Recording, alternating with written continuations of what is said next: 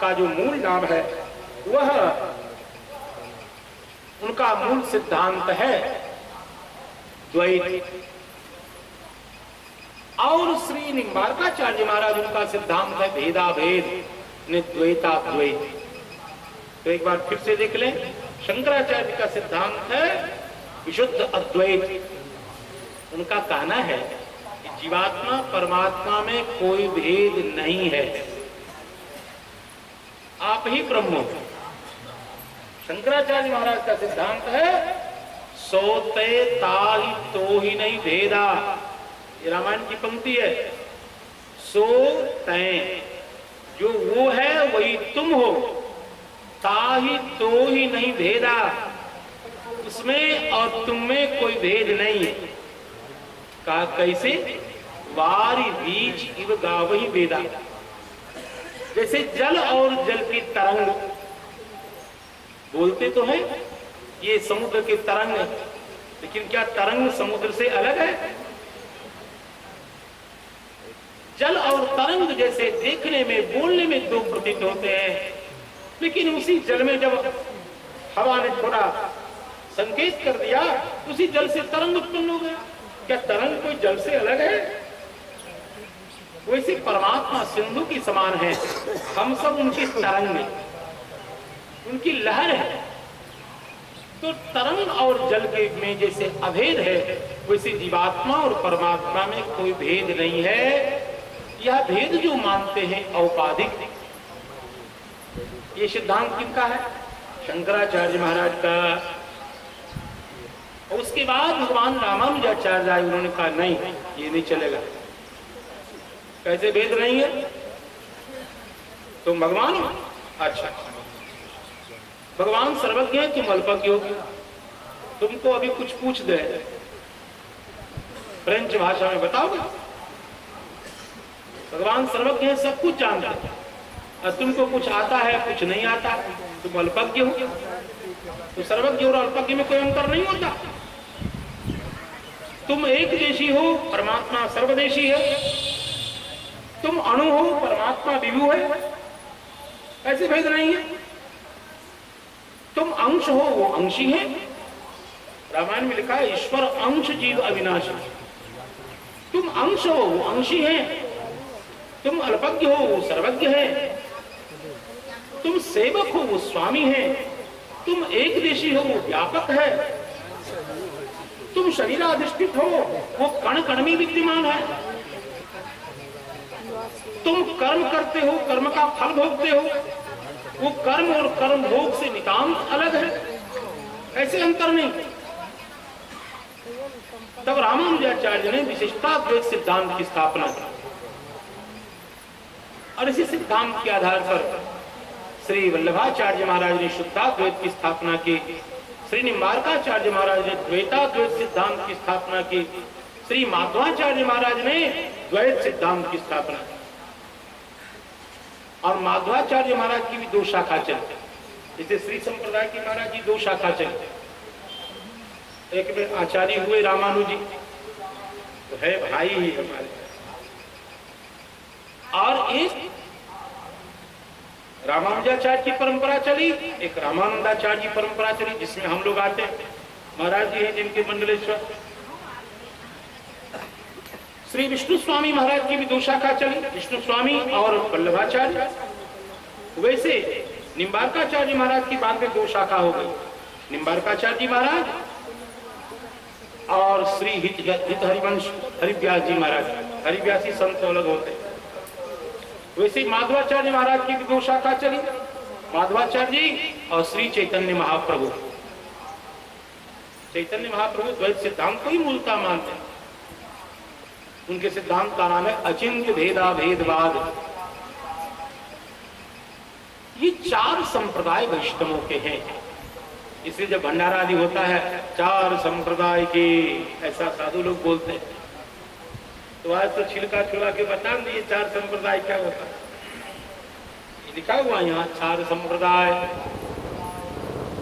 आगे श्री नाभा स्वामी जी कहते हैं संप्रदाय शिरोमणि सिंधुजा रचो भक्ति वितान विश्वक्सेन मुनिवर्ग सुपुने शठकोप पुनीता गोपदेव भागवत लुप्त उधर्यो नवनीता मंगल मुनि श्रीनाथ पुंडरीकाक्ष परम जस राम मिश्र रसरासि प्रगट परताप परांकुश यामुन मुनि अरु रामानुज तिमिर हरन अरु उदय भान संप्रदाय शिरोमणि सिंधुजा रचो भक्ति वितान।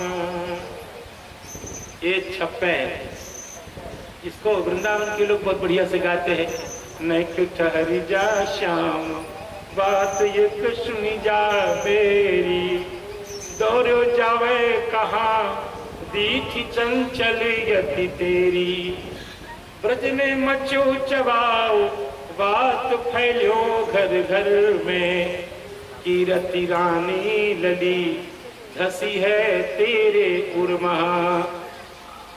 निज नयननि निरख्यो न कछु सुन्यो सुनायो ई कहो अरे गोरी भोरी छोहरी तो चिरो तुम बनी गयो। ये छक्का की शैली है, गायन शैली। ये श्री वृंदावन धाम की ओर रसिया गाने वाले प्रेमी लोग इस शैली में गाते हैं। अब आपको मैं संप्रदाय शिरोमणि, चारों संप्रदायों में जो शिरोमणि संप्रदाय है, श्री नाभास स्वामी जी कहते हैं उस संप्रदाय का नाम है श्री संप्रदाय। इस संप्रदाय की जो आचार्य हैं भगवती श्री जी हैं और इसलिए हम सब श्री जी के उपासक। मैं निवेदन करूंगा कि कई वैष्णव लोग नहीं समझते कि हमारे संप्रदाय की महारानी कौन है। श्री जी हैं साक्षात। श्री जी के बिना संप्रदाय में कुछ नहीं। क्यों इस संप्रदाय का नाम श्री संप्रदाय क्यों है? एक बार दिव्य धाम साकेत में भगवान श्री सीताराम जी हम समूह के प्राणाधार प्रियतम प्राणवल्लभ भगवान श्री जानकी जीवन अपनी प्राणवल्लभा भगवती श्री राजराजेश्वरी मिथिलेश राज दुलारी जी के साथ विराजमान। और आज भगवती श्री साक्षात श्री जानकी जी का मुख कमल थोड़ा मुरझाया हुआ है। तो राघवेंद्र प्रभु ने पूछा, प्राणवल्लभे हे श्री किशोरी जी, आज सदा प्रसन्न रहने वाला आप मुख कमल आज म्लान क्यों है? तो भगवती पराम्बिका ने कहा, प्रीतम प्राणाधार जू, आप बताइए बालक को जब कष्ट हो तो मां को व्यथा होती है कि नहीं? संसार के इन दयनीय जीवों की दशा को देखकर मेरे मन में व्यथा है। श्री भगवान ने कहा, तो आप बताइए कि आपके बालकों को सुखी करने के लिए क्या किया जाए? श्री किशोरी जी ने कहा, आप विचार करिए, आप समर्थ हैं। भगवान ने कहा, इन जीवों के उद्धार के लिए मैंने अपने श्वास से चारों वेद प्रकट किए। वेद में सबके लिए आचार विचार लिखा हुआ है, वर्णाश्रम धर्म लिखा है, यस्य निश्वसितम वेदाः वेद में लिखा है। श्वास से वेद प्रकट किया, अनादि विज्ञान। वेद को पढ़ करके ये जीव अपने कर्मानुसार जीवन को जिए तो इनको सुख मिलेगा। तो श्री किशोरी जी ने कहा, आपको पता नहीं है कि वेद की भाषा कितनी कठिन है? भगवान ने कहा, हाँ कठिन तो है। तो फिर आपने हमारे बालक के लिए क्या किया? तब भगवान ने कहा कि वेद के अभिप्राय को बताने के लिए ही मैंने वेदव्यास जी को प्रेरणा दी और वेद के अर्थ को उन्होंने 1,00,000 श्लोक में महाभारत में सरल संस्कृत में अभिप्राय को बताया। 18 पुराण प्रकट किए, 18 उपपुराण प्रकट किए, वाल्मीकि रामायण मैंने प्रकट करवाए। तब श्री सीता जी ने कहा ये सब संस्कृत में है। आजकल बच्चे मैथमेटिक्स पढ़ेंगे, फिजिक्स, केमिस्ट्री, बायोलॉजी पढ़ेंगे, वेद पढ़ेंगे, वाल्मीकि रामायण पढ़ेंगे। तब श्री भगवान ने कहा, श्री जानकी जी, इन्हीं आपके बालकों के लिए मैंने शंकराचार्य को भेजा, बड़े बड़े आचार्यों को भेजा वेद का अभिप्राय बताने के लिए। जब इसके बाद भी ये नहीं मानते, अपने धर्म कर्म का आचरण नहीं करते, तो इनको सुख कैसे मिलेगा? भगवान ने कहा, वाल्मीकि रामायण में मैंने प्रतिज्ञा की है कि जो जीव सकल साधन से शून्य होकर मेरे शरण में आकर के केवल इतना कहता है कि हे रघुनंदन मैं आपका हूं, मैं उसको सकल भय से मुक्त कर देता हूं। आपके बालक जब इतना भी नहीं कर सकते तो इनके दुख पर आपको कष्ट क्यों हो रहा है? जानकी जी ने कहा, ये हमारे बालक, मां को बहुत कष्ट होता है। ये जब आपके बालक हैं ही तो आप इनसे ये अपेक्षा क्यों रखते हैं कि ये बोले कि तबासवी तबासवी? तब श्री जानकी जी के आग्रह पर भगवान रघुनंदन ने अपने दिव्य अनादि शरणागति विद्या का प्रवर्तन किया, श्री राम मंत्र का प्रवर्तन किया।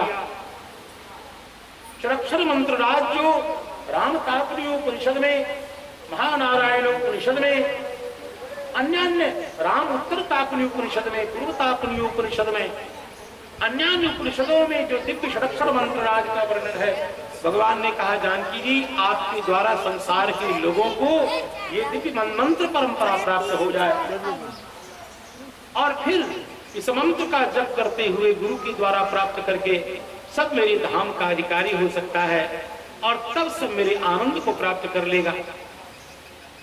भगवान राम ने सबसे प्रथम ये मंत्र संसार को देने के लिए जगदम्बा श्री जानकी जी को सुनाया।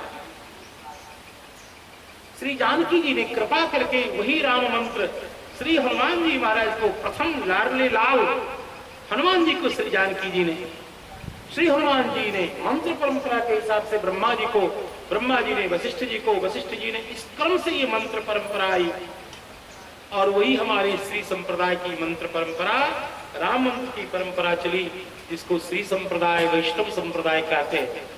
आज इस संप्रदाय के मंडलेश्वर महाराज यहाँ विद्यमान है, इसलिए इस संप्रदाय का नाम श्री संप्रदाय।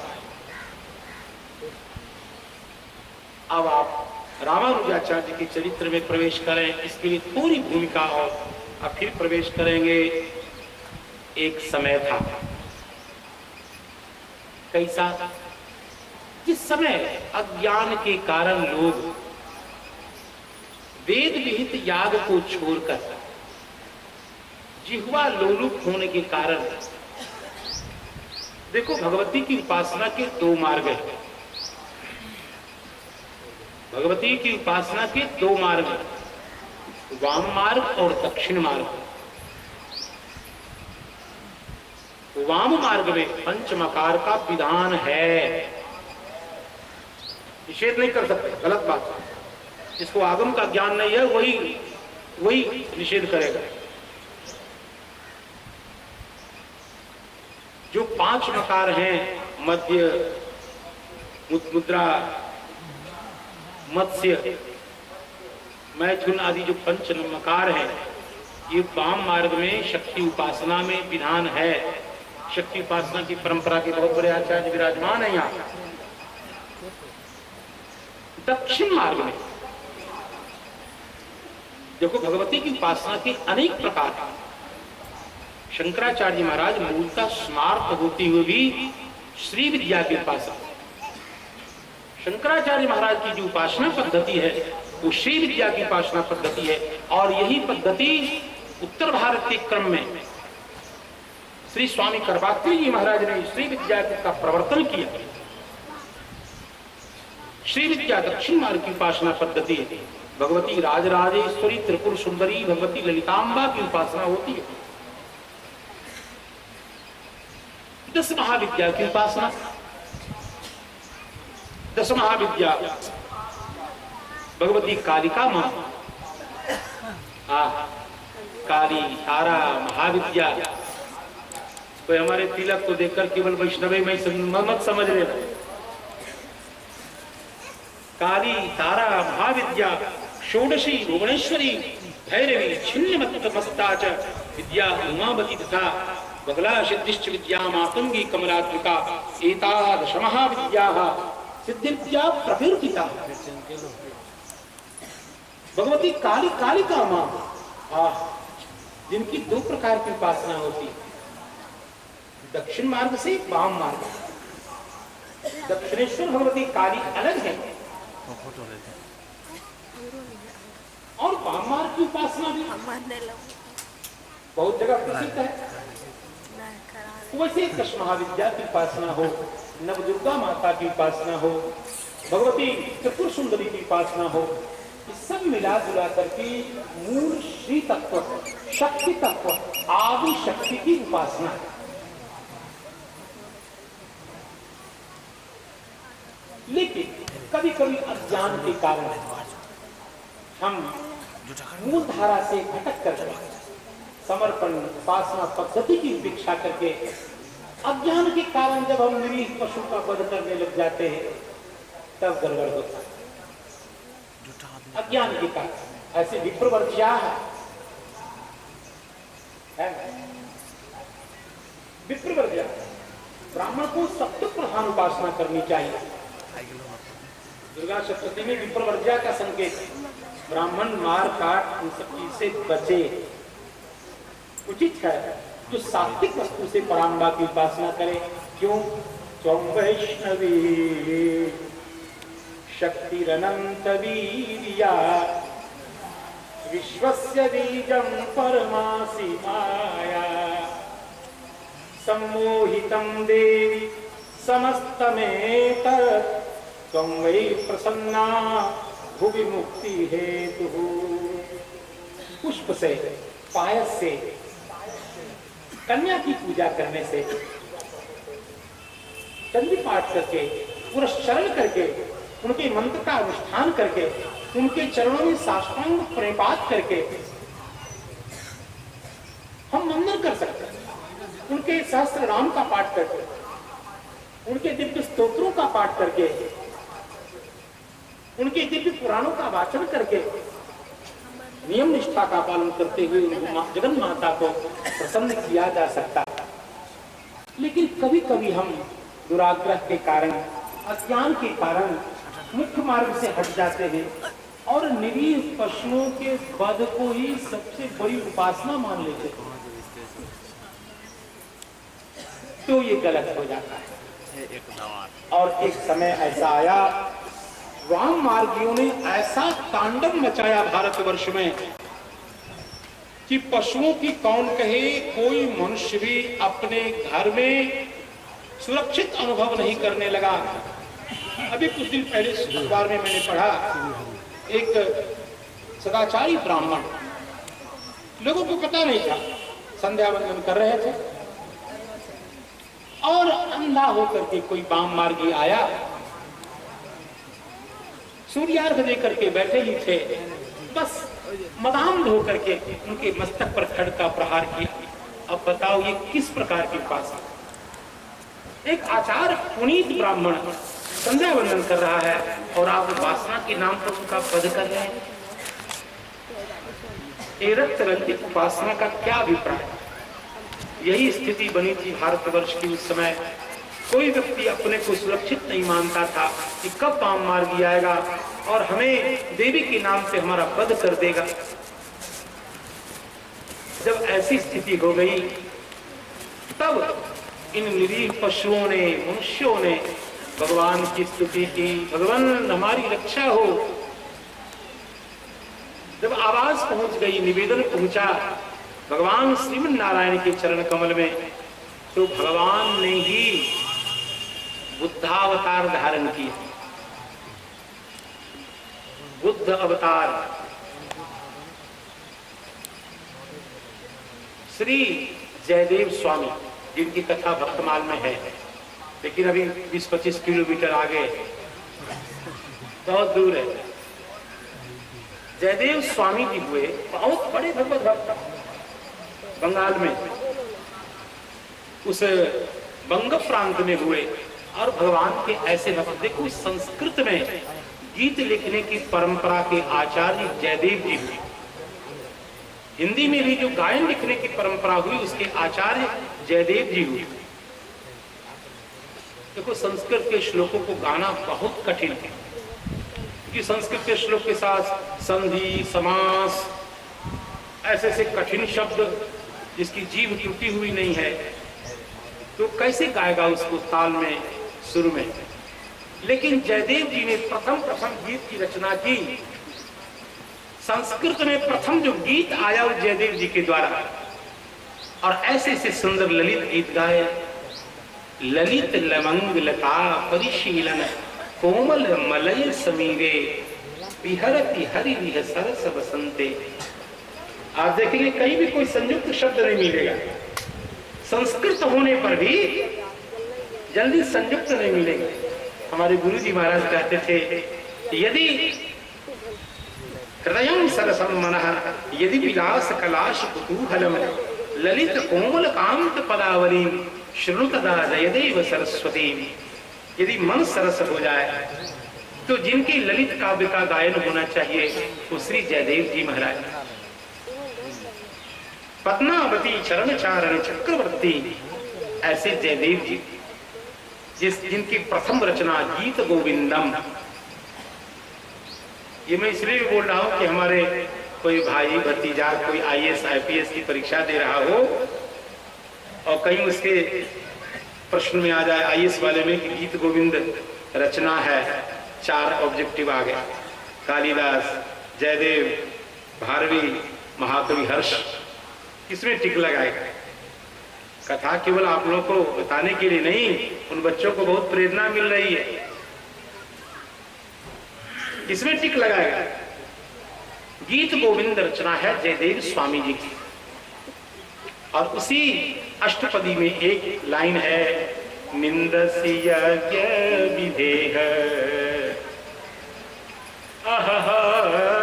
श्रुति जातम सदय हृदय दर्शित पशुघातम केशव धृतम बुद्ध शरीर जय जगदीश हरे। निंदस यज्ञ विधेह, हे हरे आपने ही बुद्ध रूप धारण करके यज्ञ की निंदा शुरू कर दी, यज्ञ विधि की निंदा आपने शुरू कर दी। आहा श्रुति जातम, आपने तो वेद की निंदा शुरू कर दी। कहा क्यों? सदैव हृदय में दया आ गई। दर्शित पशु भातम, निरीह पशुओं के वध को देखकर आपके हृदय में करुणा जग गई। हे हरे, हे परमात्मन, आप ही बुद्ध के रूप में अवतीर्ण होकर के वेद के मंत्रों की निंदा आरंभ कर दी।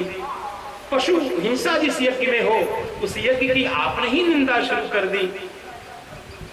इस प्रकार निरीह पशुओं की रक्षा के लिए भगवान हरि ही बुद्ध के रूप में अवतीर्ण हुए। और बुद्ध महाराज ने त्रिपिटक, जो बुद्ध का लिटरेचर है, पाली भाषा में ज्यादा है। ये पाली क्या है आप जानते हैं? सबसे पहले आदिम भाषा है वैदिक भाषा। वैदिक भाषा को रिफाइन करने के बाद लौकिक संस्कृत भाषा प्रकट हुई, और उसके बाद पाली, और पाली का अपभ्रंश है प्राकृत, और प्राकृत बिगड़ते बिगड़ते हिंदी हो गई। ये हिंदी की जन्मपत्री भी बता दी मैंने आपको। प्राकृत भाषा बिगड़ते बिगड़ते, देखो संस्कृत में शब्द था ओझा, उपाध्याय, और वही ओझा उपाध्याय शब्द प्राकृत पाली में ऊझा, प्राकृत में आते आते उबज्झा, और हिंदी में आते आते बन गया ओझा। आप जो जैनियों का मंत्र पढ़ेंगे, नवारणम मंत्र, नवो उबज्झायाणम, नवो आयुर्याणम, नमो सप्तसाहूनम, ये प्राकृत भाषा है। नमो अड़ियंताणम, नमो सिद्धाणम, ये प्राकृत भाषा, ये जैनियों की भाषा है। तो कैसी उपाध्याय शब्द लुढ़कते लुढ़कते लुढ़कते हमारे घर में आते आते ओझा बन गया, ओझा गुन्नी जिसको बोलते हैं। तो ऐसे भाषा में परिवर्तन हुआ करता है। इसको लिंग्विस्टिक वाले जो भाषा विज्ञान के लोग हैं वो जानते हैं, समझाते हैं। तो बुद्ध महाराज, बुद्ध का जो जितना लिटरेचर है, साहित्य है, सब पाली भाषा में। जैनियों के जितने साहित्य हैं अधिकांश 99% लिटरेचर सब प्राकृत भाषा में। तो उस पाली में जब वेद का खंडन किया गया, वैदिक यज्ञ का खंडन किया, तो पशु की हिंसा तो रुकी, लोगों की कुछ रक्षा तो हुई, लेकिन हानि क्या हुई? प्रत्येक क्रिया की एक प्रतिक्रिया होती है। तो प्रतिक्रिया जब होती है तो कुछ तो लाभ हुआ, कुछ हानि भी हुई। तो हानि ये हुई कि लोग नास्तिक हो गए। बुद्ध महाराज के आने से हानि हुई कि वेद का प्रामाण्य लोग नहीं मानने लग गए, नास्तिक होकर भटकने लग गए। तब तो भगवान को चिंता लग गई, लो हम तो पशु की रक्षा करने के लिए बुद्ध को भेजे थे, और बुद्धावतार हो जाने के बाद भी अब प्रतिक्रिया ये हुई कि पशु की हिंसा तो रुक गई, लेकिन लोग नास्तिक हो गए। वेद का प्रामाण्य ही नहीं होगा तो जो वेद को प्रमाण नहीं मानते वो नास्तिक। तब भगवान ने शंकर भगवान को भेजा, शंकराचार्य महाराज के रूप में। भोले बाबा आप जाइए, जरा स्थिति को संभालिए, भारतवर्ष के लोग नास्तिक हो गए। तब भगवान श्री शंकराचार्य महाराज आए। स्वयं भगवान शंकर हैं शंकराचार्य। शंकराचार्य महाराज आए, जानते हैं उनका प्रभाव? अरे वाह, 5 वर्ष की अवस्था में सारे उपनयन होते ही वेद शास्त्र पुराण स्मृति जैसे आचमन करते हैं वैसे उन्होंने पी लिया। और वो पिएंगे क्या? भगवान महादेव हैं, पीने की क्या जरूरी, उनको सब पता था। अभी आप सबों के आशीर्वाद से श्री बद्रीनाथ भगवान के दर्शन के लिए गया था। हरि बाबा मिले थे वहीं हरिद्वार। तो जब मैं भगवान बद्रीनाथ के दर्शन के लिए गया, उस समय वो फाटक खुला ही था, उनका जो कपाट है खुला ही था। उस समय चारों तरफ बर्फ का बड़ा वो पूरे बर्फ का चट्टान जैसा, उसी में एक बार कुछ ज्यादा एक चट्टान गिर गया तो मार्ग बंद हो गया। तो मार्ग बंद हुआ तो लोग बड़ी दुखी हुए कि अब कैसे जाएंगे। हम अंदर बड़े खुशी हुए, अब ठीक है, अब भीड़ भाड़ ज्यादा होगी नहीं, हम किसी प्रकार वहां पहुंच जाएंगे भगवान की कृपा से। और जिस किसी प्रकार हमारे परिवार के लोग भी बैठे, वो सब जानते साथे गए थे। जिस किसी प्रकार भगवान ने हमको बुला लिया, खूब दर्शन दिया, चकाचक, बहुत आनंद रहा।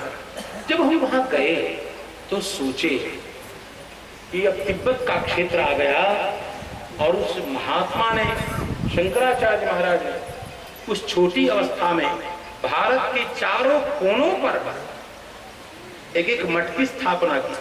कौन कहता है कि शंकराचार्य केवल ज्ञानी है? उनसे बड़ा कर्मयोगी कौन होगा? कहीं कोई नास्तिक हमारे देश में न घुसे, इसलिए भारत के चारों कोनों पर चारों धाम, चारों मठ स्थापित किए। बद्रीनाथ, द्वारिका, रामेश्वरम, श्रृंगेरी मठ और पुरी में जगन्नाथपुर, ताकि कोई भी धर्म को न मानने वाला, वेद शास्त्र की निंदा करने वाला, सबको बलपूर्वक शास्त्रार्थ करके परास्त किया। जैनियों को, बौद्धों को, नास्तिकों को, और कहा तुम धर्म को नहीं मानोगे, वेद शास्त्र पुराण को नहीं मानोगे तो भारत से बाहर जाओ। कैसा प्रभाव उस महात्मा का रहा होगा। जब हम वहां गए तो हमको जाने में कितनी कठिनाई हुई। तब मुझे लगा कि शंकराचार्य महाराज, आज तो विज्ञान का युग है, इतनी संसाधन है, हवाई जहाज से हम जा सकते हैं, लेकिन उस महापुरुष ने आज से हजार वर्ष पहले जब संसाधन नहीं थे, कैसे यहाँ आकर मठ की स्थापना की। तब समझ में आंख फटी की फटी रह गई उनके उस तप को देखकर, विचार कर। शंकराचार्य महाराज भारत में आए, अद्वैत मत की स्थापना की, लोग आस्तिक हो गए।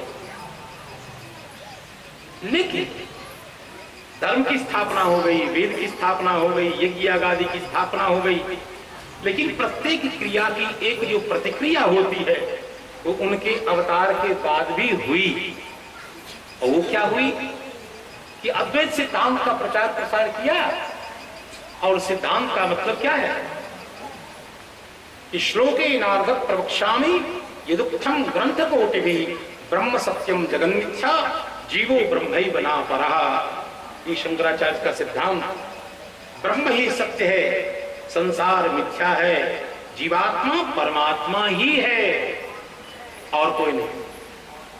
जीवात्मा परमात्मा में कोई भेद नहीं है, ये शंकराचार्य का अद्वैत सिद्धांत था।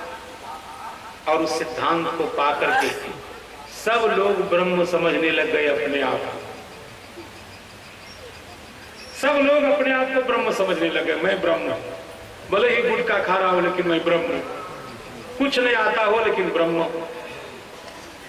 ब्राह्मी स्थिति प्रकट नहीं हुई लेकिन ब्रह्म भाव अपने में अनुभव करने लगे और कहा ब्रह्म को किसी आचार विचार की जरूरी नहीं है, मैं तो गुणातीत, निस्त्रे गुण्य पथ विचरताम को विदिक को निषेधा। शंकराचार्य ने मना किया था तुम स्वरूपतः ब्रह्म हो, लेकिन जब तक शरीर के ढांचे में हो, डब्बा जब तक है तब तक धर्म की मर्यादा में तुमको रहना होगा, तुमको वैदिक धर्म के अनुशासन में रहना होगा। ये भगवत्पाद का सिद्धांत था। लेकिन उसको समझे बिना, ब्राह्मी स्थिति प्राप्त किए बिना लोग ब्रह्म बन के भटकने लगे। मैं हम ब्रह्मास्मि, हम ब्रह्मास्मि, हम ब्रह्मास्मि। भगवान ने कहा लो, ये तो तीसरे काम शुरू हो गए। जैसे मक्खी तावे पर बैठ गई, गर्म तावे पे आकर के कहीं से बैठ गई। अब वहां कुछ बैठी रहती, थोड़ी गर्मी को सह भी सकती थी, लेकिन उस गर्मी से बचने के लिए जाके चूल्हे में घुस गई। हे भगवान, वो आग में जाके जल गई। वैसे भगवान फिर सोचा कि इस जीव के उद्धार के लिए मैंने शंकराचार्य को भेजा, धर्म की स्थापना हो गई, वैदिक मर्यादा की स्थापना हो गई, लेकिन अब लोग बिना ब्राह्मणी स्थिति आए बिना ही ब्रह्म बन के भटकने लग गए, सब ब्रह्म ब्रह्म हो गए, ये तो और अनर्थ हो गए। तब भगवान को लगी चिंता, और भगवान कहां विराजमान है? वैकुंठ में भगवान आदि नारायण परमात्मा शेष शैया पर विराजमान है। शेष महाराज जिनके शास्त्र फण हैं, भगवान के पार्षद हैं, गरुड़, विश्वक्सेन, शेष, हनुमान जी, ये सब भगवान की नित्य पार्षद हैं वैकुंठ धाम में। और भगवान योग निद्रा में विराजमान है। भगवान को चिंता लगी, लोग ब्राह्मी स्थिति प्राप्त किए बिना ही ब्रह्म बन गए, अब क्या होगा धर्म का? तो भगवान ने श्री शेष जी की ओर देखा, शेष जी की ओर। शेष जी ने कहा भगवान आदेश करें, जय जय हरि, इस दास के लिए कोई आदेश देना चाहते हैं?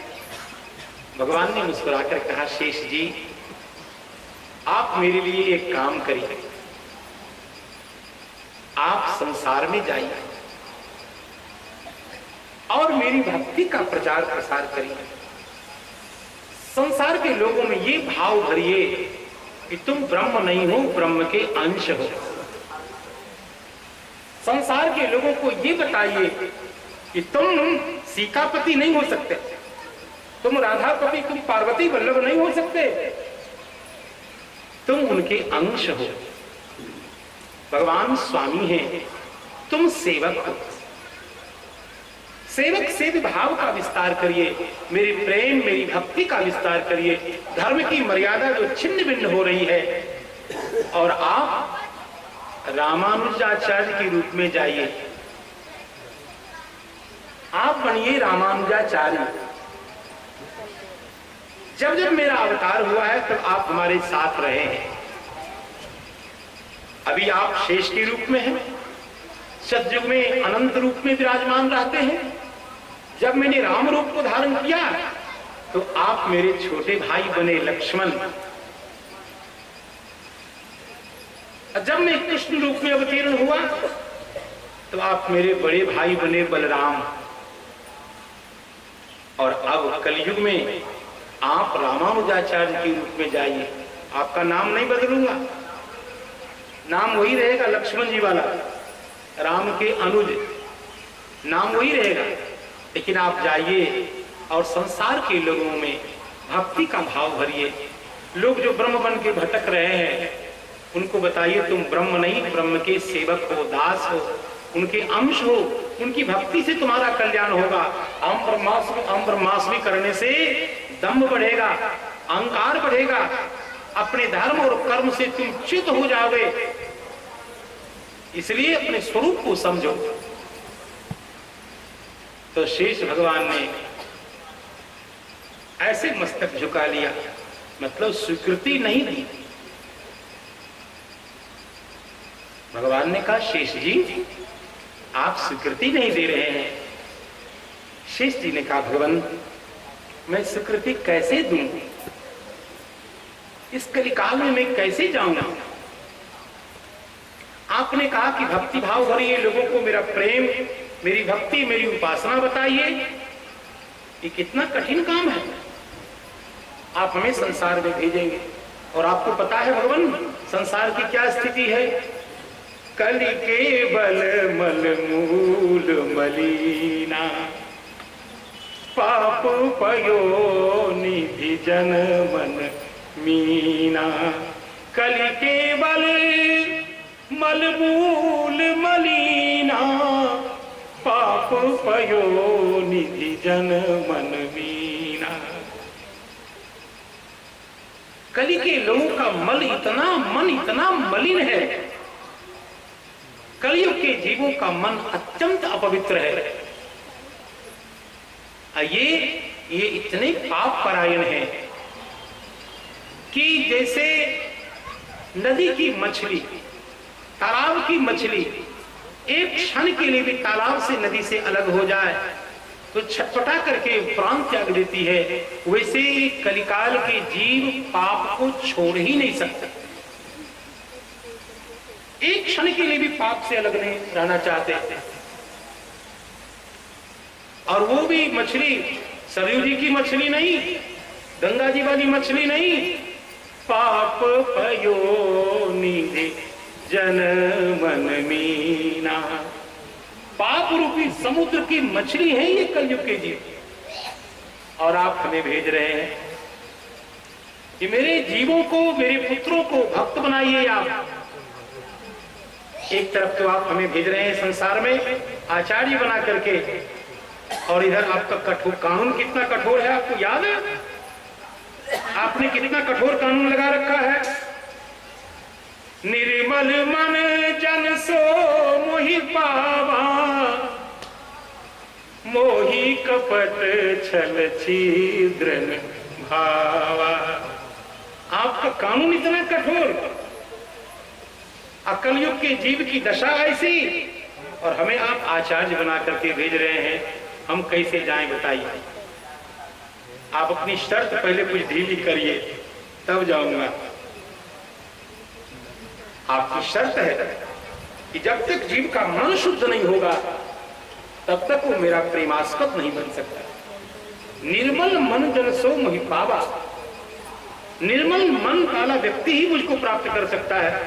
आपका कानून इतना कठोर, कलयुग की ऐसी खराब दशा, मैं जाकर क्या करूंगा वहां? मैं किसी जीव को आपकी शरण में ला करके खड़ा कर दूंगा और आप फाइल मंगवाने लग जाएंगे। ला जरा इसकी फाइल तो देखें। अब बेचारा कलयुग का पापी जीव, आप फाइल देखेंगे तो किसी का कल्याण होगा? आप अपने नियमानुसार जब जीव के साथ व्यवहार करेंगे तो किसी का उद्धार होगा? शेष भगवान ने कहा, तो भगवान ने कहा तो क्या मेरी आज्ञा नहीं मानी जाएगी? हे शेष जी, क्या आप मेरी आज्ञा की उपेक्षा करेंगे? शेष जी ने कहा नहीं नहीं भगवान, नहीं नहीं, ऐसा कैसे हो सकता है? मैं आपका दास हूं। आप अपने नियम में थोड़ा संशोधन करिए। इतना कठोर नियम मत रखिए सरकार। भगवान ने कहा आप मेरी बात मानकर कलयुग में रामानुजाचार्य बनकर जाएंगे, तो आप बताइए मैं नियम में क्या संशोधन करूं। तो शेष जी ने कहा कि कैसा भी पापी हो, यदि मैं आपके सामने उसको रख दूं तो आप उसकी फाइल नहीं मंगवाएंगे, ये शर्त आप स्वीकार करिए, और तब मैं कलयुग के जीवों को आपके चरण में लाता जाऊंगा और आप उद्धार करेंगे। स्वामी रामानुज आचार्य, ये लिखा है, प्रगट में जगत में प्रगट शेष अवतार, स्वामी रामानुज आचार्य, जगत में प्रगट शेष अवतार। ये रसिया ढंग की पंक्ति है, तो वृंदावन में प्रसिद्ध रसिया है इस शैली में। प्रगट शेष अवतार, जगत में विदित शेष अवतार। हाँ, ऐसे जोड़ते हैं वहां, प्रगट शेष अवतार, जगत में विदित शेष अवतार, स्वामी रामानुज आचार्य, जगत में प्रगट शेष अवतार। नारायण ते आज्ञा पाए, रामानुज हुए जग में आए, दैयक हरि से शर्त लगाए, दैयक हरि से शर्त लगाए, जिन्हें प्रभु सन्मुख धर दूं लाए, जिन्हें प्रभु सन्मुख धर दूं लाए, तिन्हें लीजो अवश्य अपनाए। एवमस्तु, भगवान ने कहा ठीक है, आप मेरी आज्ञा मानकर कलिकाल में जा रहे हैं संसार में, तो आपकी एक बात मैं मान लूंगा, आपकी एक शर्त में सशर्त मैं स्वभाव से स्वीकार कर रहा हूं। एवमस्तु कही नाथ ने करी शर्त स्वीकार, भूतपुरी में प्रगट भय आचार्य बपुधारी। भूतपुरी, दक्षिण भारत में इसको पैरम्बदूर कहते हैं। साउथ इंडिया में, दक्षिण भारत में इस स्थान का नाम है पैरम्बदूर। और वहीं आचार्य के रूप में श्री रामानुजाचार्य सरकार, जो भगवान साक्षात शेष है, वो अवतीर्ण हुए। दीर्घ काल करिवास जगत में, किए जीव उद्धार। हाँ, दीर्घ काल करिवास जगत में, किए जीव उद्धार, स्वामी रामानुज आचार्य, जगत में प्रगट शेष अवतार। इस स्वामी रामानुजाचार्य महाराज जगत में साक्षात शेष के रूप में अवतीर्ण हुए। देखो, भगवान शंकराचार्य के लिए तो कहा जाता है 2500 वर्ष पहले। ऐसे आजकल के जो इतिहासकार हैं वो तो उनको 7वीं शताब्दी 8वीं शताब्दी मानते हैं। आदि शंकराचार्य की बात कर रहा हूं, जो लंबूदरीपाद ब्राह्मण थे, दक्षिण भारत के कारली गांव में उनका जन्म हुआ था। लंबूदरीपाद ब्राह्मण होते हैं, जैसे यहाँ अनेक प्रकार के ब्राह्मण हैं, ठीक वैसे दक्षिण भारत में भी ब्राह्मणों के अनेक प्रकार हैं। उसमें एक प्रकार है लंबूदरीपाद, अयंगार। मेरे कई चेले हैं अयंगार, अणंगार। तो उसमें एक ब्राह्मण होते हैं लंबूदरीपाद। उस परंपरा में शंकराचार्य महाराज का प्राकट्य हुआ, और उसके बहुत वर्ष बाद 10वीं 11वीं शताब्दी में भगवान रामानुजाचार्य महाराज प्रकट हुए। उनका काल आजकल के इतिहासकार लोग बताते हैं 1017 ईस्वी सन। इसमें आप जब 57 जोड़ देंगे तो वही विक्रम शताब्दी बन जाएगी। 57 जोड़ते ही वो विक्रमी शताब्दी बन जाएगी। तो 1000 जो ये 74 का काल रहा होगा, इसमें श्री भूतपुरी में, दक्षिण भारत में पैरुम्बदूर में श्री रामानुजाचार्य भगवान प्रकट हुए तो साक्षात शेष जी के अवतार। दाक्षिणात्य कुल विप्रललामा केशव भट्ट पिता को नामा, केशव यज्वा पितु को नामा। दाक्षिणात्य विप्रवंशी की परंपरा में एक बहुत बड़े विद्वान ब्राह्मण थे जिनका नाम था केशव भट्ट।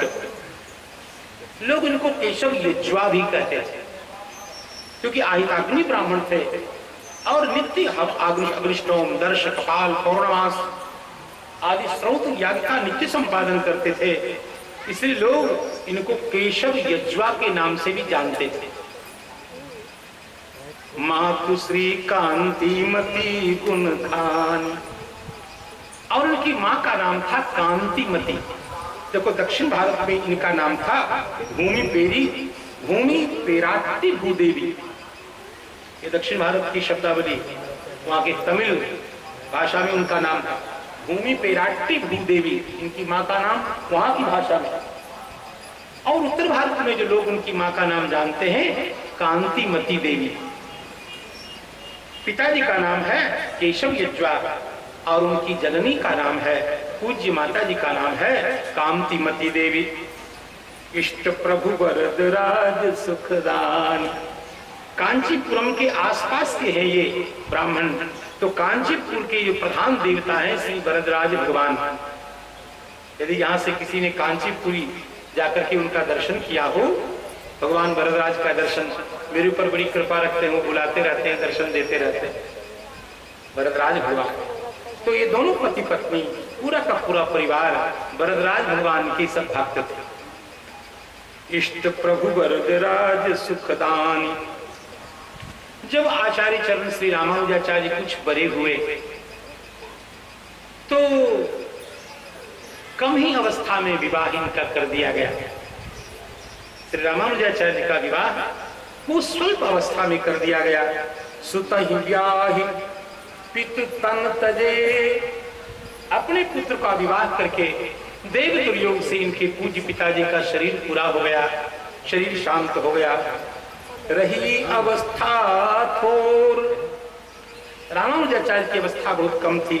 तही क्षण आचार्य रहे 16 वर्ष किशोर। उस समय भगवान श्री रामानुजाचार्य की अवस्था जो थी 16 वर्ष की अवस्था थी। अल्प वयस में पड़ो शीश पर। बहुत कम अवस्था में इनके मस्तक पर घर गृहस्थी का भार आ गया। अल्प वयस में पड़ो शीश व्यवहार जगत को भार। हाँ, अल्प वयस में पड़ो शीश व्यवहार जगत को भार। स्वामी रामानुज आचार्य जगत में प्रगट शेष अवतार। इनकी पूज्य माता कांतिमती देवी जी ने अपने बालक को कहा, बेटा उपनयन यथा समय तुम्हारा हो गया। 8 वर्ष की अवस्था में गर्भस्याष्टमी वावदे ब्राह्मणस्य उपनयनम।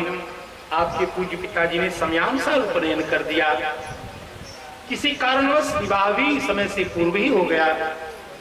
शास्त्र का अध्ययन तो किया, कुछ और बाकी है। इसके लिए एक अनुकूल आचार्य के चरण में जाकर के शास्त्र का अध्ययन करो। पहले लोग शास्त्र का अध्ययन करते थे, आजकल तो हे भगवान, जनेऊ में वो विधि जरूर कर लेते हैं, वो विधि, और वो जब वो खड़ाऊ आदि पहना देते हैं और लंगोटी आदि लगा के, और फिर वो भागता है। पूछते हैं कि कहाँ जा रहे हैं, तो वो बेचारा कहते हैं बोलो बोलो काशी जा रहे हैं। अब बाद में वो बाप है कि कौन है क्या है, भगवान ने कहता यही पढ़ेगा यही लिखेगा। झूठ बोल रहा, 1 नंबर का खचरा, झूठ बोल रहा, झूठ बोल रहा। जिस संस्कार की नींव झूठ पर आधारित है, यहाँ क्या पढ़ाओगे, क्या पढ़ाओगे यहाँ? अभी ब्राह्मण बालक है, अभी काशी पढ़ने जा रहा है, विधि है तो जाने दो। ये न कहो कि यहीं रखबो रंगबाज बनेगो लुक्कर बनेगो, राक्षस बनेगो, ये न बोलो। झूठ का बोलता, क्या झूठ बोलता? जाने दो काशी कितना अनर्थ है जिसका संस्कार झूठ पर आधारित है। तो बच्चा आगे क्या करेगा? यदि बप्पा को गरियाता है तो हमको लगता कौन अपराध करता है? वो पिता को गाली देता है, ये जुतियाता भी है। तो काय कहा कि हम यहीं पढ़े? काशी जाने देता, काय बोला, काय झूठ बोला? विचित्र है। पहले ब्राह्मणों का उपनयन भगवान मनु कहते हैं गर्भस्याष्टमी बापे, गर्भस्य अष्टमी बापे ब्राह्मणस्य उपनयनम।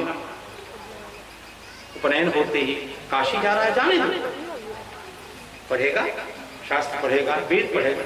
तुमको लज्जा नहीं आती जब कहते हो मैं अमुक अमुक गोत्र का हूं, मैं गौतम गोत्र का हूं, और अब काशी जा रहा है तो तुम यहीं पढ़ा रहे हो? जाने दो, पढ़ेगा, जैसा पढ़ेगा पढ़ेगा। समय से उपनयन संस्कार आपके पिताजी ने कराया और अब कुछ और शास्त्र का अध्ययन बाकी है। ऐसा रामानुजाचार्य महाराज की जो जननी है, उनकी माताजी हैं, तो उनको चिंता लगा। अब भेजा एक गुरु के पास कांचीपुरम, जैसे यहाँ वाराणसी है तो दक्षिण भारत में विद्या का केंद्र है कांचीपुरम। तो उनकी माता कांतिमती जी ने कांचीपुर भेज दिया। कांचीपूर्ण स्वामी सुखरासी, कांचीपुरम के एक स्वामी जी हैं, बड़े विद्वान हैं, गुरुवर पूर्ण मल्ली निवासी। कांचीपुरम का ही एक नाम है पूर्ण मल्ली, वही वो निवास करते थे पास के गांव में और रहते थे कांचीपुरम, वहीं के निवासी थे। मिले अभिभावक सुखद सुजान, समय पर बालक को यदि अच्छा अभिभावक न मिले, मार्गदर्शक न मिले, तो यह जो समय होता है गदह पचीसी का समय होता है। यदि इस समय सही मार्गदर्शन मिले तो बालक आगे बढ़ जाता है। अब थोड़ा कहीं गलत संग में पड़ गया तो उसके जीवन का सत्यानाश हो जाता है। फिर लाख उसको समझाइए, महाराज जी आशीर्वाद दिए, पढ़ाए नहीं ठीक मन लगाए, अब हम क्या आशीर्वाद दे बताओ? जिस समय पढ़ने की अवस्था थी उस समय तो इसको ताश खेलने के लिए भेज दिया, अब रंगबाजी कर रहा है तो क्या अपराध कर रहा है? सही समय पर मार्गदर्शक मिले, अभिभावक मिले, मिले अभिभावक सुखद सुजान, हितैषी परम कृपा की खान, दुलारत वरद राज भगवान। वरदराज भगवान की उपासना उनके गुरुजी करते थे। नाम था गोष्ठी पूर्ण स्वामी, नाम था गोष्ठी पूर्ण स्वामी जी महाराज। ये कौन है गोष्ठी पूर्ण स्वामी? श्री रामानुजाचार्य के गुरुजी एक थे जिनका नाम था श्री यामुनाचार्य जी महाराज। यामुनाचार्य जी महाराज श्री राम मिश्र जी की परंपरा में श्री नाथ मुनि जी के पौते थे और परम विद्वान। मैंने श्री यामुनाचार्य के ग्रंथ को पढ़ने के लिए, ये जो छुट्टी का समय होता था, जब मैं दिल्ली में पढ़ता था तो छुट्टी में गांव नहीं आता था, आने की इच्छा नहीं होती। हमारे गुरुजी कहते थे गांव कहीं भागा जा रहा है, गांव अपनी जगह पे रखा हुआ, पढ़ो। तो उनके ग्रंथ, यामुनाचार्य महाराज के ग्रंथ को पढ़ने के लिए मैं कांचीपुरम गया था। यामुनाचार्य ने अनेक ग्रंथ लिखे हैं जो रामानुजाचार्य के गुरुजी उन्हें गुरुजी को होल स्क्वायर वो थे, और उनका ग्रंथ है सिद्धित्रयम। इतना प्राउड ग्रंथ कि उसको पढ़ने के लिए अभी भारत में 4-5 विद्वान बचे हैं जो उसको समझ सकते हैं। इतना प्रौढ़ ग्रंथ, शंकराचार्य के मत का खंडन करने वाले अपूर्व पंडित सिद्धित्रयम के लेखक। और उनके 5 शिष्य हुए खास, यामुनाचार्य के 5 शिष्य, शैलेश पूर्ण स्वामी, गोष्ठी पूर्ण स्वामी, महापूर्ण स्वामी और मालाधर स्वामी और एक और आचार्य स्वामी। ये 5 शिष्य हुए, उसमें एक श्रेष्ठ शिष्य थे श्री गोष्ठी पूर्ण स्वामी।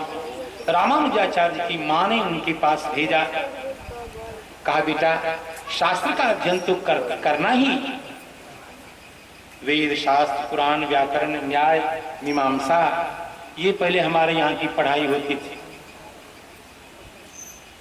यही सही विद्या है। अध्यात्म विद्या विद्यानाम, सकल विद्याओं में अध्यात्म विद्या विद्या है।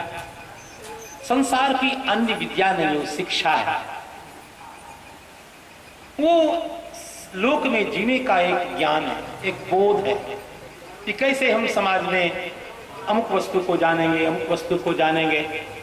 गणित को जानना, इतिहास को जानना, नागरिक शास्त्र को जानना, ठीक है, इन सबों के ज्ञान से आपको संसार का बोध होता है, व्यवहारिक ज्ञान होता है। इस लायक आप बन जाते हैं कि किसी फैक्ट्री में किसी जगह आपको नौकरी लग जाती है। आप कंप्यूटर जान गए, टेली जान गए, तो किसी कंपनी में आपको अकाउंटेंट के रूप में रखा जाएगा। पूरे विज्ञान जान गए, बायोलॉजी आदि जीव विज्ञान जान गए, तो धीरे धीरे आपको विकास होगा, तो आप डॉक्टर हो सकते हैं, MBBS MD आदि करके, और किसी हॉस्पिटल में आपको सेवा मिल जाएगी। इसी प्रकार साइंस की किसी धारा में, गणित की किसी धारा में, नागरिक शास्त्र इतिहास भूगोल आदि जान करके आप किसी IAS IPS आदि के रैंक में कहीं जा सकते हैं। ये सब तो ठीक है, लेकिन भारतीय संस्कृति क्या है, भारतीय परंपरा क्या है, भारतीय दर्शन क्या है, भारतीय ऋषि मुनियों का चिंतन क्या है, हमारा वेद क्या कहता है, हमारा वाल्मीकि रामायण क्या कहता है, भागवत क्या कहता है, पुराण क्या कहता है, आत्मा क्या है, परमात्मा क्या है, बंध क्या है, मोक्ष क्या है, ये सब आपको ये साइन थीटा कौशिक थीटा नहीं बताएगा। इसके लिए तो आपकी अपनी जो विद्या है, पूर्वजों वाली विद्या, उसको जानना होगा, समझना होगा, और तब आप परिपूर्ण विद्वान माने जाएंगे। व्यवहार का ज्ञान भी होना चाहिए, परमार्थ का ज्ञान भी होना चाहिए। अब क्या हो रहा, हम व्यवहार में तो बड़े प्रवीण हो गए, आइए जी चाय पीजिए जी, कुर्सी पर बैठिए जी, ये तो आ गया। लेकिन आपसे पूछ दे कि आपका मूल क्या है, आपका वेद क्या है, आपकी शाखा क्या है। भगवान गौतम ने जिस दर्शन को बनाया, उस दर्शन का नाम क्या है, तो उस समय आपका साइन थीटा कौशिक थीटा काम नहीं आएगा। उस समय ये व्यवहार का ज्ञान काम नहीं आएगा। इसके लिए आपको समझना पड़ेगा, आपको अपनी पुरानी परंपरा को मुड़ के देखना पड़ेगा, एक बार अपनी परंपरा को पीछे झांकना पड़ेगा, तब होगा। इसी के लिए श्री कांतिमती माता ने कहा, बेटा गुरु जी के पास जाकर वेद संहिता का पाठ करना पड़ेगा। चारों वेद की संहिता को सीखना अष्टविकृतियों के साथ। और मैं आपको श्लाघा नहीं कर रहा, मैं जब वेद पढ़ने के लिए गया, अरे आपको ये लग रहा होगा कि हमारी पढ़ाई कठिन है, भ्रम में। हमारी पढ़ाई भी बहुत जबरदस्त है। तो हम वेद पाठ शुरू किए, एक है त्वा, और जब पढ़ने लगे तो त्वा कहते समय स्वर हाथ हमारा ऐसे नहीं आया, यहीं रह गया। तो हमारे गुरुजी जो स्वपाकी थे, वहीं से जलती अंगीठी मेरे ऊपर उन्होंने फेंक दी, कोई दया नहीं। क्यों, यहां तक क्यों नहीं पहुंचा है, इतना कठोर। और इसी पद्धति से अष्टविकृति के साथ वेद का अध्ययन, और फिर वेदांग, वेद के 6 अंग हैं। वेद पढ़ने से ही पूरा पंडित नहीं होता कोई, अंगों के साथ वेद पढ़ने की आज्ञा है। ब्राह्मणे निष्कारणो धर्मः षडंगो वेदो ध्येयो ज्ञेयश्च। 6 अंगों के साथ वेद का अध्ययन किया जाना चाहिए। व्याकरण, छंद, कल्प, ज्योतिष, निरुक्त, कल्प, शिक्षा। वेद का अंग मुख है व्याकरण, व्याकरण पढ़ो, ज्योतिष, कल्प। कल्प ये जो जितने भी बाद में विज्ञान में रेखा गणित के सिद्धांत आए हैं, जितने भी अंक गणित बीज गणित आए हैं, सब हमारे यहाँ भास्कराचार्य और आर्यभट्ट और इन सबों की दिए, ये सब हमारे बच्चे हैं जिनको आप आजकल गणित के विशारद बताते हैं। हमारे यहाँ का दुधमुहा बच्चा आपके यहाँ गुरु महाराज बना है। आर्यभट्ट का सिद्धांत है, भास्कराचार्य का सिद्धांत है, वराह मिहिर का सिद्धांत है। इनसे बड़ा कौन गणितज्ञ हुआ? भारत को शून्य किसने दिया? शून्य का आविष्कार किसने किया? और दक्षिण भारत के बहुत बड़े रामानुज, इनकी कथा कर रहे हैं, उन्हीं के नाम वाले बहुत बड़े गणितज्ञ दक्षिण भारत के।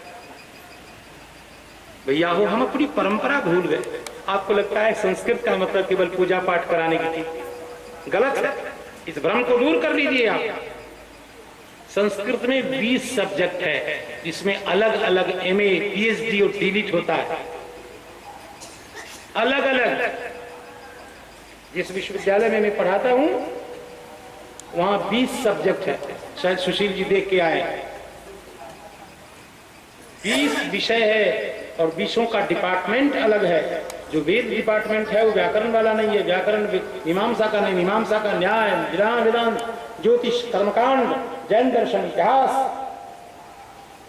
20 विभाग है, 20 और 4 फैकल्टी है, उसमें 20 डिपार्टमेंट हैं, अलग अलग प्रोफेसर, अलग अलग लेक्चरर, रीडर। यहां तो लेक्चरर को प्रोफेसर कहते हैं, कॉलेज में कहीं प्रोफेसर होता है? प्रोफेसर केवल विश्वविद्यालय में होता है, कॉलेज में लेक्चरर हुआ करता है, वो अपने को प्रोफेसर बोलता है। उसको पूछो, लाओ तुम्हारा ज्वाइनिंग लेटर क्या लिखा है? वो लिखा होगा लेक्चरर। ज्वाइनिंग लेटर देखो, लेक्चरर लिखा है। लेकिन परंपरा है प्रोफेसर साहब, प्रोफेसर साहब। वो भी सोचता है कि लोग बेवकूफ हो रहे हैं, हमें क्या दिक्कत है। प्रोफेसर केवल यूनिवर्सिटी में होता है। अभी तक यूजीसी का यही नियम है।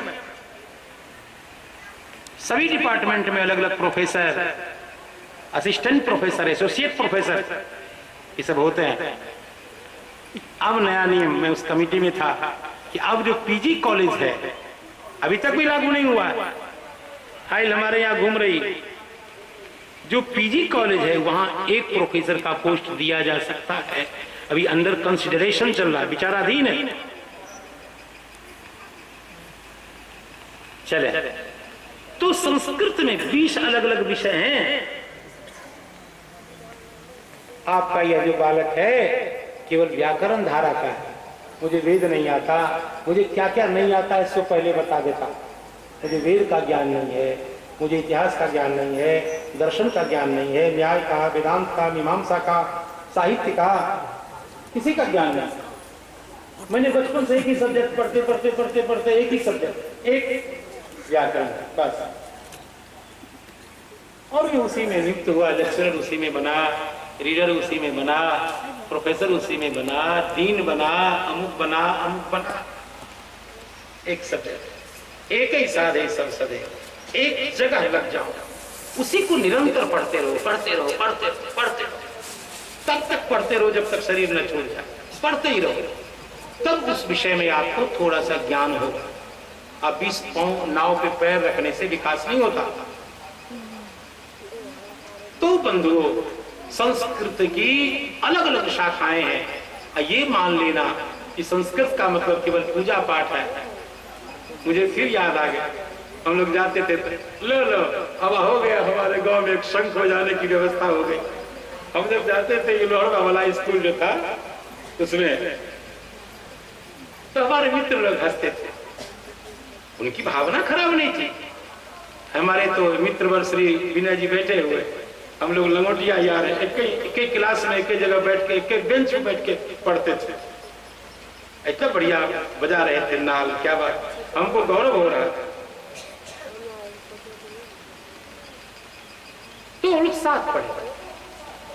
लेकिन इन सबों की शुभकामना का फल है कि संस्कृत विद्या की कृपा हो गई, माता पिता का आशीर्वाद हो गया, गुरुजनों की कृपा हो गई, आप सबों की शुभकामना हो गई, तो एक दो अक्षर समझ में आ गया।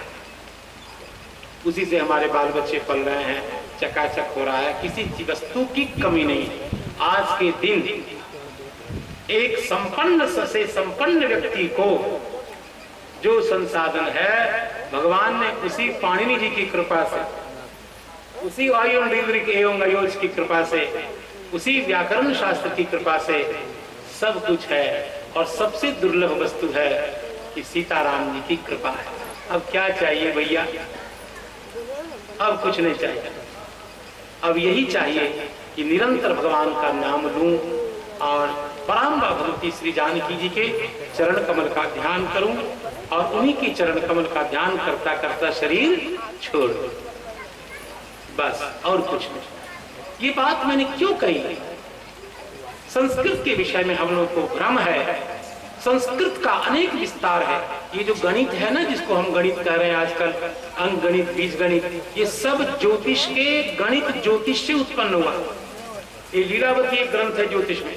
जब मैंने उस ग्रंथ को देखा, हमने कहा तो हम लोग 10th में पढ़ते थे, फैक्टर्स, स्क्वायर रूट, ये सब तो ये संस्कृत में आज से हजारों वर्ष पहले से आया हुआ है। भास्कराचार्य ने ये सारे रेखा गणित, बीज गणित, अंकगणित के सिद्धांत पहले ही लिख दिए हैं, हजारों वर्ष पहले श्लोक में लिखा हुआ। हमने कहा हम तो समझ रहे थे बहुत बड़ी चीज पढ़ रहे हैं, यहाँ तो बहुत साधारण चीज है। तो संस्कृत अपने बच्चे को पढ़ाएंगे तो हानि में नहीं रहेंगे। आज मैं कहाँ शंख बजाने के लिए जाता, लेकिन आनंद है। तो अपने बच्चों को आप संस्कृत पढ़ाएंगे तो कोई हानि की बात है ना, ना, कहीं से हानि नहीं। मुझे इसलिए मैं ये बोल रहा हूं, ये अभिमान की बात नहीं है और नहीं किसी दूसरे अभिप्राय से बोल रहा हूं। किसी IAS का वेतनमान प्रोफेसर से ज्यादा नहीं होता, रीडर के स्केल के बराबर भी नहीं होता। IAS का वेतनमान लेक्चरर और रीडर के बीच का है। जब इन लोगों ने इनकलाब जिंदाबाद किया, IAS लोगों ने, तो कहा हमारा चेला खुदक रहा है, हम ही पढ़ाए हैं तो IAS बना और हमारे इतना वेतनमान पाएगा। उसका रंग रुतबा बड़ा है, वो प्रशासनिक सेवा में है, इसका प्रभाव बड़ा है, उसको दायित्व बहुत बड़ा मिला है, वो दूसरी बात है। आप अपने बच्चे को संस्कृत पढ़ाओ, ये कहने का सारांश। कोई हानि की बात नहीं, अब कोई गिलानी की बात भी नहीं है। आपके पूर्वज संस्कृत जानते थे, शास्त्रवेद पढ़ते थे, आप इतने बड़े हो गए। निर्णय करना होगा, हमारे पूर्वज ज्यादा होशियार थे कि हम होशियार हैं। वो संस्कृत पढ़ते थे और हम बड़प्पन के कारण संस्कृत विद्या को हमने छोड़ दी। ये अच्छा नहीं किया। श्री रामानुजाचार्य महाराज को उनकी पूज्य जननी कांतिमती देवी जी ने श्री गोष्ठी पूर्ण स्वामी जी के पास कांचीपुरम में शास्त्र पढ़ने के लिए भेजा। कांचीपूर्ण स्वामी सुख राशि, गुरुवर पूर्ण मल्ली निवासी, मिले अभिभावक परम सुजान, हितैषी परम कृपा की खान, दुलारत वरद राज भगवान। माता ने कहा बेटा केवल किताब वाली पढ़ाई मत पढ़ना, संतों के चरणों में बैठकर थोड़ा भगवान का नाम कैसे लेते हैं, आसन कैसे बिछाते हैं, तिलक कैसे लगाते हैं, पूजा पाठ का ज्ञान भी प्राप्त करना।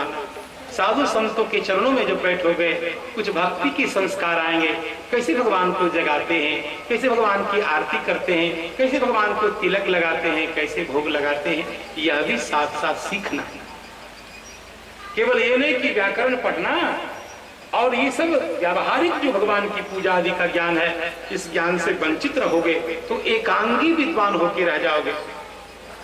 विद्वान को कभी भी एकांगी नहीं होना चाहिए, सर्वांग परिपूर्ण होना चाहिए। इसलिए इसका भी ज्ञान प्राप्त करना। दुलारत वरदराज भगवान, वरदराज भगवान के उपासक हैं आपके गुरुजी। और जब गुरुजी कहें कि बेटा जरा तुलसी दल उतार के ले आओ, तो पूछना कि तुलसी दल उतारने का मंत्र क्या है गुरुजी? हम कैसे उतारें? चप्पल पहने पहने उतार सकते हैं क्या? सीधे ऐसे ऐसे उतार लें? नहीं, चप्पल खोलो। तुलसी जी ब्रह्म स्वरूपा है, भगवान की अत्यंत प्रिया है, उनको प्रणाम करो। हे तुलसी माता, भगवान मधुसूदन आपके प्राणाधार की सेवा के लिए मैं आपके दलों को उतार रहा हूं। मां, आप हमारे अपराध को क्षमा कर दीजिए। हे तुलसी, हे जगन्माता माता, हे जगत धात्री, हे कृष्ण प्रिय। श्लोक का उच्चारण करके बड़ी श्रद्धा से धीरे धीरे, नाखून न लगे, ध्यान रखते हुए कोमल कोमल पत्तियों को, दलों को, मंजरी को उतार कर भगवान को अर्पित करना चाहिए। तुलसी से प्रिय भगवान को कुछ नहीं। अजहु तुलसी का हरि ही प्रिय, तो स्वामी जी संकेत करते हैं।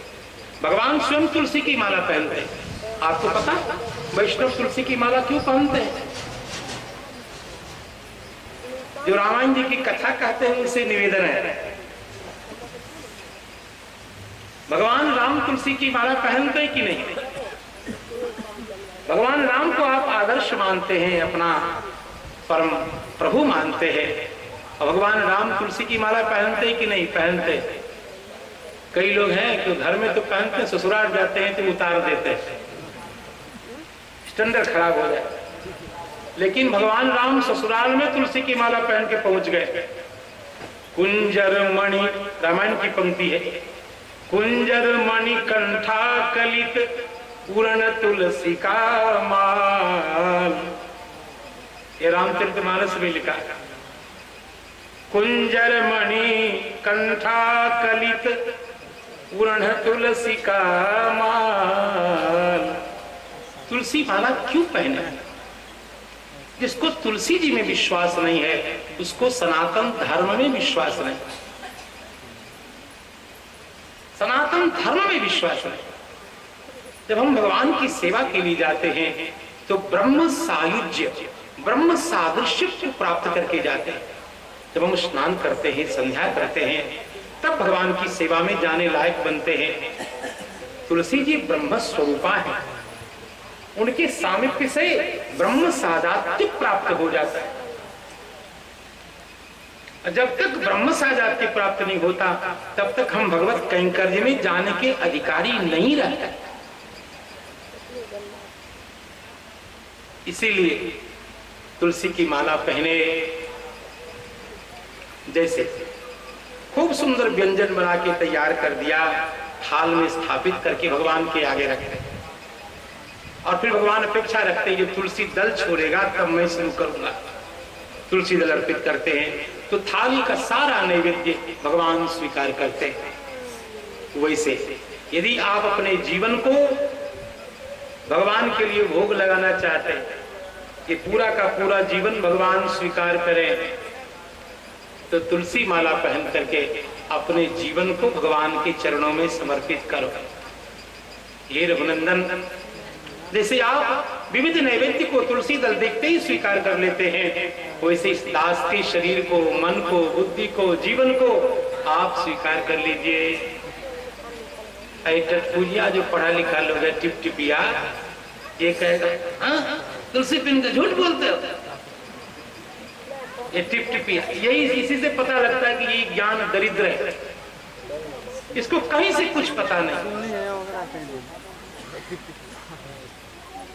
तुलसी जी ब्रह्म स्वरूपा है, भगवान की अत्यंत प्रिया है। अब ये शरीर बाल बच्चों के लिए नहीं है, अब ये शरीर संसार का सुख भोगने के लिए नहीं है, भगवान सीता राम जी की सेवा के लिए, इस भाव को जगाने के लिए तुलसी माला धारण की जाती है। और वैष्णव के 5 संस्कार में एक अत्यंत अनिवार्य संस्कार है तुलसी माला। तुलसी माला धारण करने का मतलब, हे रघुनंदन, आज से मैंने इस जीव को आपको भोग लगा दिया, अब आप इसको स्वीकार करिए।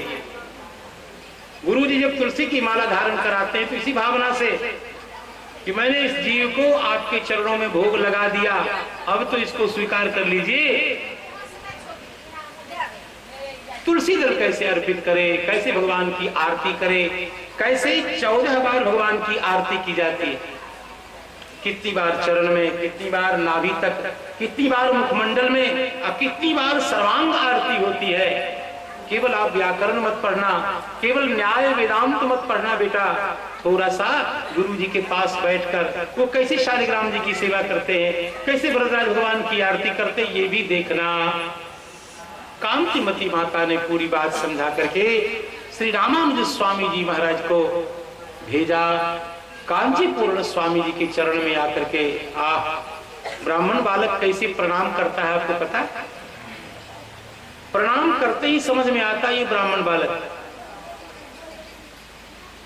अमुक गोत्रस्य अमुक वेदस्य अमुक शाखाध्यायी अमुक नाम अमुक शर्माहम भवन्तमाचार्यम अभिवादये।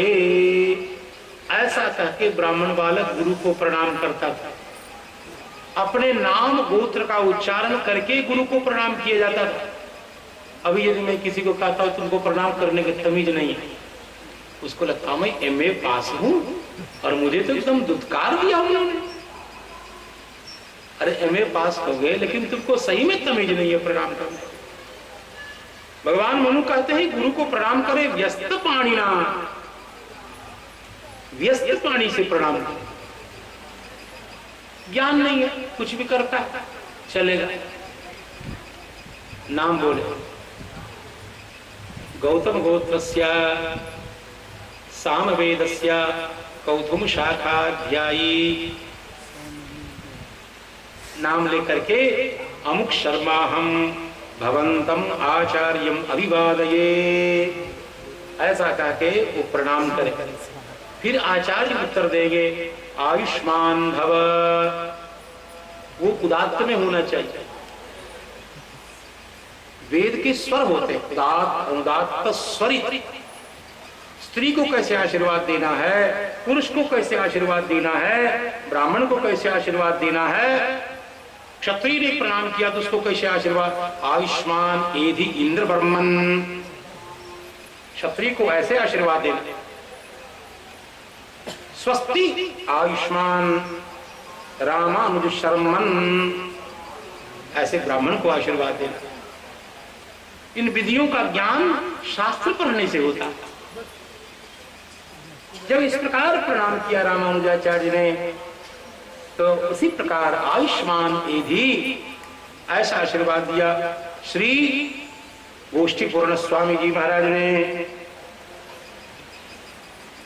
आए शास्त्र समर्चित के, शास्त्र समर्चित गुरु पड़े यादव गुरु के पास, प्रतिभा श्री आचार्य की क्रम क्रम होत विकास।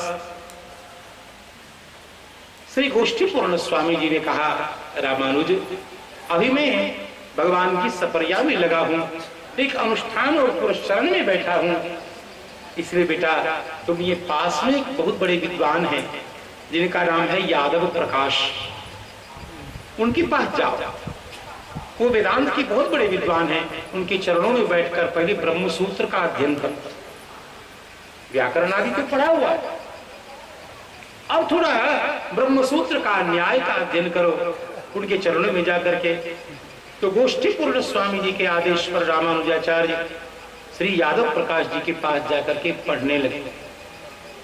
यादव प्रकाश विद्वान है लेकिन उनमें एक कमी है। जब रामानुजाचार्य कोई शास्त्र की चर्चा करते हैं तो उनकी व्युत्पत्ति और प्रतिभा को देखकर उनके मन में जलन होने लगी। यादव प्रकाश के मन में रामानुजाचार्य की प्रतिभा को देखकर, अकुंठित मेधा को देख करके जलन होने लगी। प्रतिभा किसको कहते हैं? बड़ा प्रतिभाशाली है, बहुत मेधावी है। जानते मेधा किसको कहते हैं? नवनवोन्मेष शालिनी बुद्धि को प्रतिभा कहते हैं। एक बात बता देने पर हजारों बात अपने आप समझ ले, हल्का सा इशारा कर देने पर अपने आप सभी, जैसे ग्रंथ का एक सूत्र पढ़ा दिया उसी विवेक से सारे ग्रंथ को पढ़ लिया। इस मेधा को, नवनवोन्मेष शालिनी जो बुद्धि है वह प्रतिभा है, वही मेधा है। अपने आप ऊह अपोह का जिसको ज्ञान प्राप्त हो जाए, ऐसे आचार्य रामानुज स्वामी जी थे। मत्सर भर्यो हृदय यादव के महिमा निरखी अपार, हाँ मत्सर भर्यो हृदय यादव के महिमा निरखी अपार, स्वामी रामानुज आचार्य जगत में प्रगट शेष अवतार। अब यादव प्रकाश के पास जाकर के श्री रामानुजाचार्य महाराज शास्त्र का अध्ययन करने लगे। न्याय क्या है कि शिष्यात् पुत्रात् पराजयम, अपने पुत्र से, अपने शिष्य से पराजय की कामना करे कि मेरा बेटा इतना विद्वान बन जाए कि मुझसे भी आगे हो जाए, मेरा शिष्य इतना विद्वान बन जाए कि मुझको भी हरा दे। अच्छी भावना तो ये, लेकिन ऐसी सुंदर भावना तो यादव प्रकाश के मन में थी नहीं। रामानुजाचार्य महाराज की प्रतिभा को देखकर उनके गुरु यादव प्रकाश के हृदय में जलन हो गई, मत्सर भर गया, डाह उत्पन्न हो गया। डाह जिसको गांव में कहते हैं, जलन उत्पन्न। गुणेशु दोषाविष्करणम, ये ईर्ष्या है, गुण में दोष का दर्शन करना, ये गुण है। किसी की प्रतिभा का विकास होना गुण है, लेकिन प्रतिभा को दोष के रूप में जानना, ये जलन प्रकट हो गई। और तब आचार्य चरण कहते हैं एक घटना जीवन में घट गई। श्री यादव प्रकाश रामानुजाचार्य महाराज का जब सत्संग अध्ययन अध्यापन का क्रम चल रहा था, उसी समय एक घटना उनके जीवन में घट गई। वो घटना क्या है? कांचीपुरी नगर का एक राजा है, उस राजा की एक सुंदर कन्या है, उसको एक बार ब्रह्म पिशाच लग गया। ब्रह्म पिशाच की बाधा हो गई। आजकल के पढ़े लिखे लोग भले भूत प्रेत पिशाच न माने, लेकिन कुछ लोग मानते हैं ब्रह्म पिशाच। महाराज वो भूत का भी लकड़दादा होता, बड़ा विचित्र होता। कई लोगों से पूछा भाई ब्रह्म पिशाच क्या होता, का पढ़े लिखे विद्वान यदि भगवान की भक्ति नहीं करते, कहीं मर गए, तो जितने ज्यादा पढ़े लिखे होते उतना ही बड़ा ब्रह्म पिशाच होता। यदि बीए पास करके मरा तो छोटा ब्रह्म पिशाच, एमए पास के मरा तो वो बड़ा ब्रह्म पिशाच, और कहीं पीएचडी करके भगवान की भक्ति से रहित मर गया, वो तो भयंकर ब्रह्म पिशाच होगा। ब्रह्म पिशाच। कांचीपुरी नृपति की बेटी, वै किशोर रूप गुण रूपशील लपेटी, लगे ही ब्रह्म पिशाच कराल।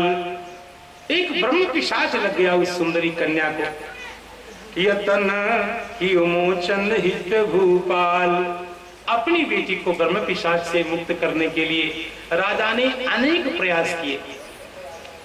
ओझा गुनी जंत्री मंत्री तंत्री जो कोई होते हैं आसपास के गांव के लोगों को झाड़ा फूका सब हुआ, अब ब्रह्म पिशाच छोड़े ही नहीं। न छोड़त कन्या भई बेहाल। अत्यंत दुखी हो गई वो कन्या। अब आसपास के विद्वानों ने कहा कि इस क्षेत्र के सबसे बड़े वेदांत के विद्वान यादव प्रकाश है, जिनके चरणों में रामानुज भी पढ़ते हैं, तो यादव प्रकाश को एक बार बुलाया जाए। तो यादव प्रकाश जी को बुलाया गया और रामानुजाचार्य उनसे पढ़ते थे, इसलिए साथ में रामानुजाचार्य भी गुरु जी के साथ साथ गए। राजा के आह्वान पर लिए शिष्य समुदाय, मोचन हित पिशाच को यादव पहुंचे धाय। यादव प्रकाश जब पहुंचे इस ब्रह्म पिशाच के पास, उस कन्या के पास, तो हंसे उठाए पिशाच सके कछु मेरो नहीं बिगाड़। वो पिशाच ठठा करके हंसा, रे यादव प्रकाश तो मेरा कुछ नहीं बिगाड़ सकता। ब्रह्म पिशाच ने ठठा करके हंस करके कहा, हंसे उठाए पिशाच सके कछु मेरो नहीं बिगाड़। स्वामी रामानुज आचार्य जगत में प्रगट शेष अवतार। उस ब्रह्म पिशाच कन्या में बैठी हुई ब्रह्म पिशाच ने कहा, तो मेरा कुछ नहीं बिगाड़ सकता। तुमसे बड़ा पंडित मैं था पूर्व जन्म में, तुमसे बहुत बड़ा पंडित मैं था। यंत्र मंत्र में मैं हूं रांचा। तुमसे ज्यादा वेद का अध्ययन मैंने किया था, तुमसे बहुत बड़ा पंडित मैं था, यंत्र मंत्र जादू टोना सब मैं जानता था। उस ब्रह्म पिशाच ने कहा। तब पिशाच कैसे हो गए? अहंकार बस भयो पिशाचा। सारा गुण विद्यमान होने पर भी केवल अहंकार था। क्यों करायो सब गयो जब आयो अभिमान। सब बेकार कर देता है ये अभिमान महोदय। इतना घातक, इतना घातक है ये अभिमान। ये महोदय जी जिसके सिर पे सवार हो जाते हैं बस उसका सत्यानाश करके ही जान छोड़ते हैं। अभिमान बस अहंकार वश भयो पिशाचा। छोटा कोई बोलता डांट देते, तुम तो क्या पता। देखो, विद्या विवादाय धनम मदाय शक्ति परेशान पद पीडनाय। सज्जन की विद्या और दुर्जन की विद्या अलग अलग प्रभाव दिखाती है। सज्जन की जो विद्या होती है दूसरे के अज्ञान निवारण के लिए होती है, दूसरे को मार्ग दिखाने के लिए होती है। और दुर्जन की जो विद्या होती है वो केवल अभिमान उत्पन्न करती है। तुमको क्या पता, डांट देते हैं। अरे थोड़ा सा कोई पढ़ रहा है, उत्साहित करो उसको, थोड़ा आश्रय दो। नहीं, डांट देगा। विद्या विवादाय, थोड़ा दो अक्षर जानेगा। अच्छा तो गोष्ठी में जाते हैं आप? हाँ। अच्छा जरा बताइए कि राम जी की फुआ का क्या नाम है? अब बताओ। तुलसीदास जी कहीं लिखे हैं कि हम बता देते। राम जी की फुआ का नाम बता देंगे तो सोचेंगे कि आप रामायणी हैं, और नहीं तो कुछ नहीं। ऐसे कठपुतली टाइप का ऐसा ऐसा धरती का भार बहुत होता, बहुत होता है महाराज। तुलसीदास जी ने कहीं लिखा राम जी की फुआ का नाम क्या मतलब है? अच्छा, राम जी की फुआ का नाम जान जाओगे तो क्या तुमको मोक्ष मिल जाएगा? बेवकूफ आदमी, बिना मतलब।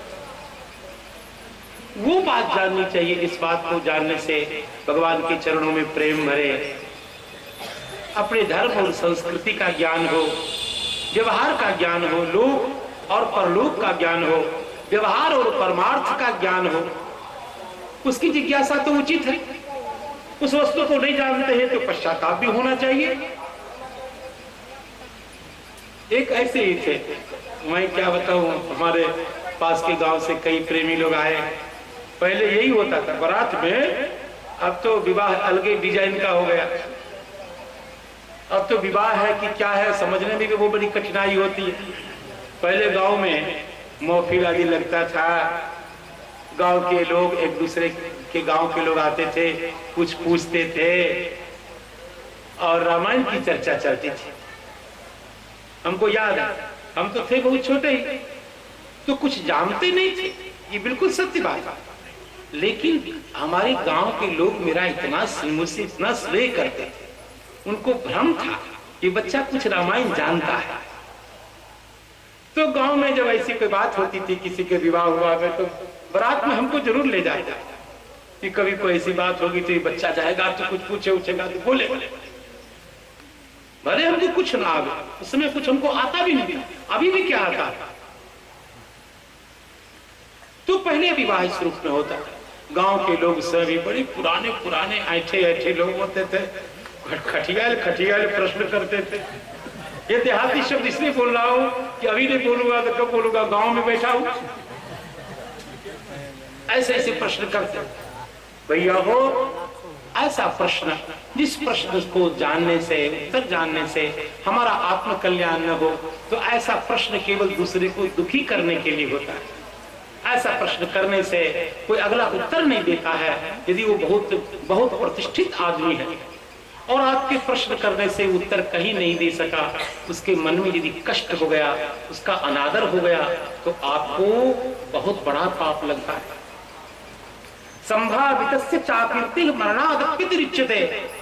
वो सम्मानित व्यक्ति है और आपने कुछ ऐसा पूछ दिया, सर्वज्ञ तो कोई नहीं है भगवान को छोड़कर, और वो किसी कारण से उत्तर नहीं दे सका, लोक में समाज में यदि उसको लगा कि मेरा अनादर हो गया,